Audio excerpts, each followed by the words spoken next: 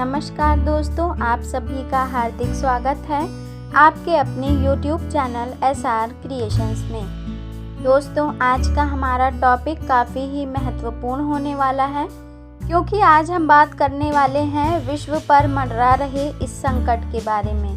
जी हाँ दोस्तों, आज हम बात करेंगे आर्थिक मंदी के बारे में, क्योंकि आर्थिक मंदी की कगार पर दुनिया खड़ी है, जिसके पीछे ये 5 कारण जिम्मेदार हैं। तो आइए जानते हैं इसके बारे में विस्तार से और वीडियो को शुरू करते हैं। किसी देश के सकल घरेलू उत्पाद यानी GDP में लगातार कुछ महीनों तक गिरावट आती है, तो इस दौर को अर्थशास्त्र में आर्थिक मंदी कहा जाता है। आमतौर पर 2 तिमाही यानी 6 महीने को मानक माना जाता है। दुनिया भर में एक बार फिर से आर्थिक मंदी का खतरा मंडराने लगा है। इस खतरे से अर्थशास्त्रियों की नींदें तो खराब हो ही रही हैं, दुनिया के सबसे धनी व्यक्ति एलन मस्क को भी इसकी चिंता सता रही है। मस्क समेत कई लोगों का मानना है कि दुनिया, खासकर अमेरिका जैसे विकसित देश, मंदी की कगार पर खड़े हैं।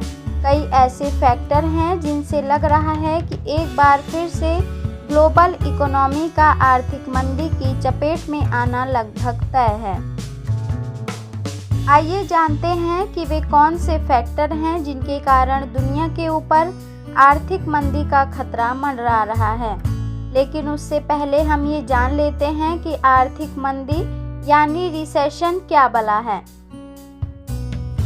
अगर किसी देश के सकल घरेलू उत्पाद यानी GDP में लगातार कुछ महीनों तक गिरावट आती है, तो इस दौर को अर्थशास्त्र में आर्थिक मंदी कहा जाता है। आमतौर पर 2 तिमाही यानी 6 महीने को मानक माना जाता है। वहीं GDP की ग्रोथ रेट का लगातार घटना इकोनॉमी स्टॉल डाउन यानी आर्थिक सुस्ती का दौर कहलाता है। इनके अलावा अर्थशास्त्र में इसी तरह का एक टर्म है, डिप्रेशन यानी महामंदी। यह दरअसल रिसेशन यानी मंदी का ही सबसे खराब रूप है। अगर किसी देश की GDP में 10% से ज़्यादा गिरावट आती है तो उसे डिप्रेशन कहा जाता है। प्रथम विश्व युद्ध के बाद 1930 के दशक में सबसे भयानक महामंदी आई थी, जिसे द ग्रेट डिप्रेशन कहा जाता है। कोरोना महामारी। पूरी दुनिया 2019 से कोरोना महामारी की मार झेल रही है। इस महामारी ने दुनिया भर में हेल्थ क्राइसिस से ज़्यादा इकोनॉमी क्राइसिस पैदा की है। अभी फिर से दुनिया की फैक्ट्री यानी चीन महामारी की नई लहर से जूझ रहा है। शंघाई जैसे इंडस्ट्रियल हब कड़े लॉकडाउन से गुजर रहे हैं। इसके कारण कंपनियों के प्लांट फिर से बंद हो चुके हैं। पहले से ही सप्लाई चेन की दिक्कतों का सामना कर रही दुनिया के लिए इस नई लहर ने सप्लाई साइड की समस्या को और ज़्यादा विकराल बना दिया है। रूस यूक्रेन युद्ध। रूस और यूक्रेन फरवरी के अंतिम सप्ताह से युद्ध में उलझे हुए हैं। लंबी तनातनी और सैन्य तनाव के बाद रूस ने फरवरी के अंतिम दिनों में यूक्रेन के ऊपर हमला कर दिया। पहले माना जा रहा था कि युद्ध लंबा नहीं चलेगा और रूस को कुछ ही सप्ताह में जीत मिल जाएगी। हालांकि सारे अनुमान गलत निकले और महीनों बीत जाने के बाद भी युद्ध जारी है। इस युद्ध के कारण दुनिया भर में कई ज़रूरी कमोडिटीज़ की कमी का संकट उत्पन्न हो गया है।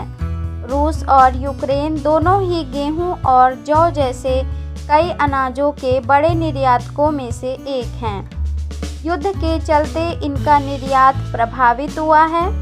अभी हालात ऐसे हैं कि कई देशों के सामने फूड क्राइसिस की स्थिति है।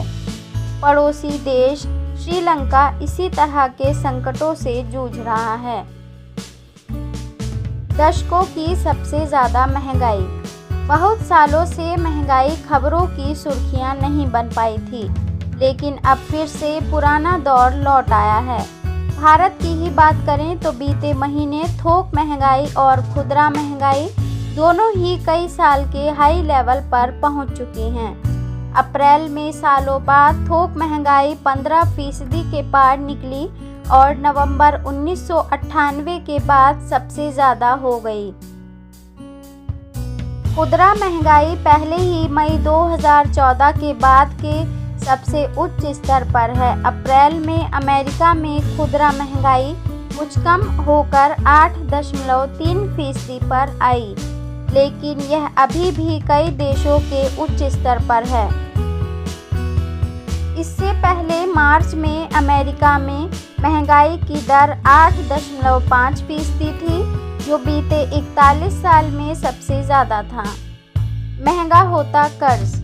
महंगाई को कंट्रोल करने के लिए दुनिया भर के सेंट्रल बैंक लगातार ब्याज दरें बढ़ा रहे हैं।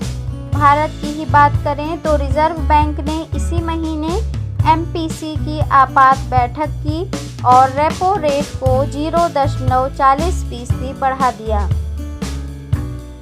भारत में ब्याज दरें 2 साल से स्थिर थीं और 4 साल में पहली बार इसे बढ़ाया गया है।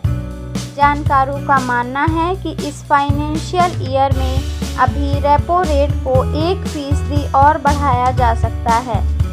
अमेरिका में फेडरल रिजर्व भी आक्रामक तरीके से ब्याज दरें बढ़ा रहा है।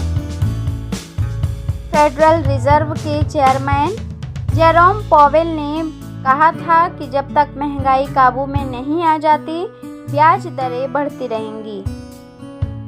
क्रूड ऑयल में उबाल। पिछले कुछ महीने से कच्चे तेल के दाम में आग लगी हुई है। यह लगातार $100 प्रति बैरल से ऊपर बना हुआ है और इसमें रैली देखने को भी मिली। ब्रेंट क्रूड 0 से 1% उछलकर $113.08 प्रति बैरल पर पहुंच गया है। इसी तरह वेस्ट टेक्सास इंटरमीडिएट 1.4% चढ़कर $114.02 प्रति बैरल पर चला गया। दरअसल क्रूड ऑयल के सबसे बड़े निर्यातकों में से एक रूस के ऊपर अमेरिका व अन्य यूरोपीय देशों ने कई प्रतिबंध लगा दिए हैं। इनमें रूसी तेल व गैस पर प्रतिबंध भी शामिल है। अप्रैल में रूस का कच्चे तेल का प्रोडक्शन करीब 9% कम हुआ। दूसरी ओर ओपेक देश भी तय मानक से कम उत्पादन कर रहे हैं। महंगे क्रूड ऑयल से भारत व चीन जैसे उन विकासशील देशों को नुकसान हो रहा है जो कच्चा तेल के आयात पर निर्भर हैं। तो दोस्तों, यही करते हैं इस वीडियो का एंड। आशा करती हूँ कि आपको ये वीडियो पसंद आई होगी। ऐसे ही लेटेस्ट वीडियोस को पाने के लिए हमारे चैनल को सब्सक्राइब करें और वीडियो को ज़्यादा से ज़्यादा लाइक, शेयर एंड कमेंट करें। Thank you so much.